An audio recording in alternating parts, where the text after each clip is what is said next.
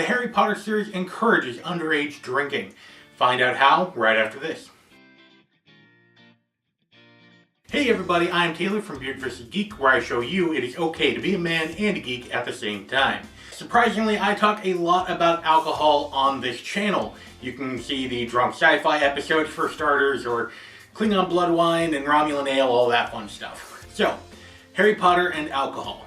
Alcohol is featured a surprising amount in the Harry Potter series. First being introduced mainly in book number 3, The Prisoner of Azkaban, the primary alcoholic beverage that is featured is Butterbeer, and is a beverage that every kid who has read the Harry Potter series wants to try. In fact, my niece went batty for this stuff when I created it myself. Don't worry, it was non-alcoholic. In an interview with Bon Appetit magazine, J.K. Rowling explained that she thought Butterbeer would taste like a little bit like less sickly butterscotch. We do know that Butterbeer does have an alcohol content, albeit slight.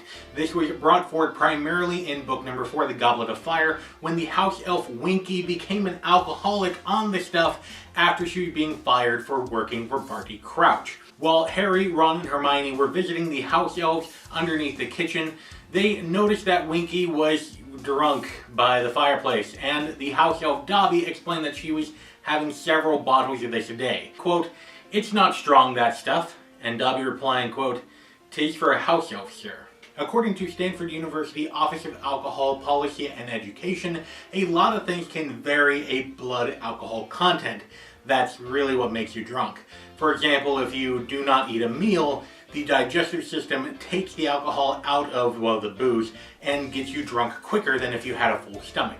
Likewise, body weight affects how quickly a person can get drunk. So for example, me could probably outdrink a lot of you because you're half of my size. So a 14-year-old wizard would drink the same amount of butterbeer as a house elf, but the house elf would get completely tanked when the 14-year-old wizard might barely be able to feel the effects. The frightening thing with butterbeer is that it was encouraged by not only adults, but also the school itself. Lupin gave Harry a butterbeer while he was training to fight Dementors, and during the Yule Ball, Dumbledore bought a whole bunch of butterbeer for the entire freaking school that went to the Yule Ball. Wizards, when they are 13 years old and go to Hogsmeade, visit the Three Broomsticks frequently and have butterbeer.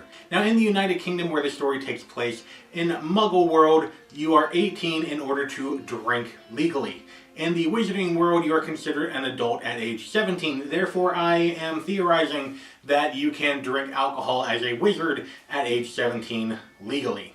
However, we have wizards as young as 13 years old consume alcohol. Another alcoholic substance in the Harry Potter world is that of fire whiskey. Fire whiskey being a generic term and having a couple of brands in there as well, such as Ogden's Old Fire Whiskey, which was first mentioned in book 2 by Professor Lockhart, saying that he would take it as a birthday present instead of universal harmony between all witches and wizards and non-magical beings. So, you know, he's getting whiskey.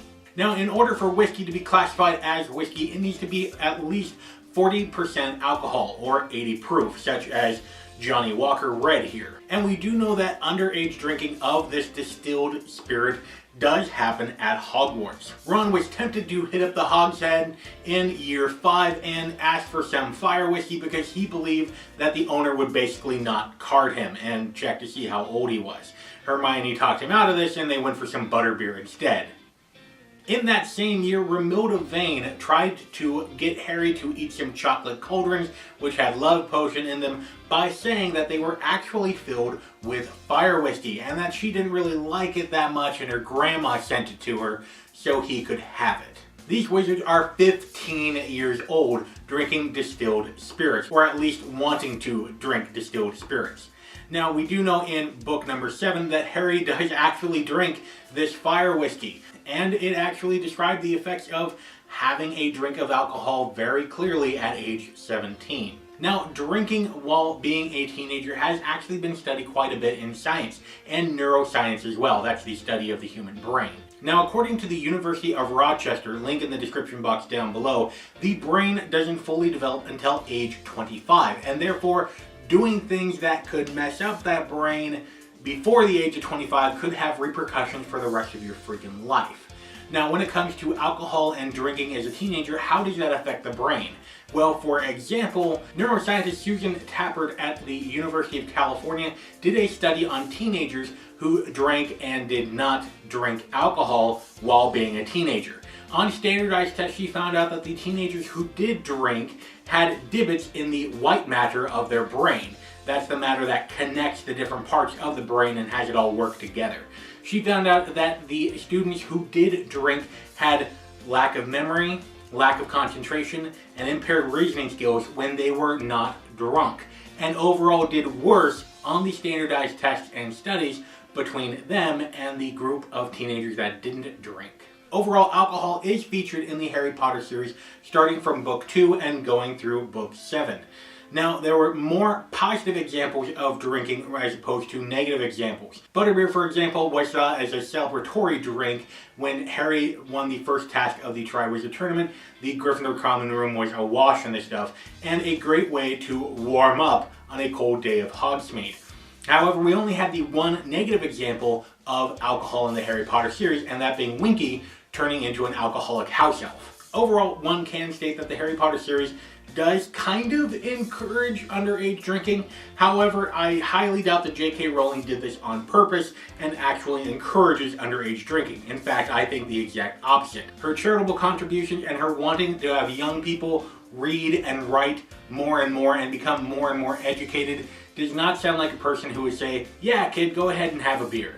However, I submit to you that since alcohol is a large part of European culture, that J.K. Rowling put this in here as part of the culture of the wizarding world, and really did not think about the potential message that this could give to a 13-year-old person reading the book. I can tell you from personal experience, from reading the books as a kid, I did not feel like it was cool to drink underage. In fact, I thought it was a rather idiotic thing to do.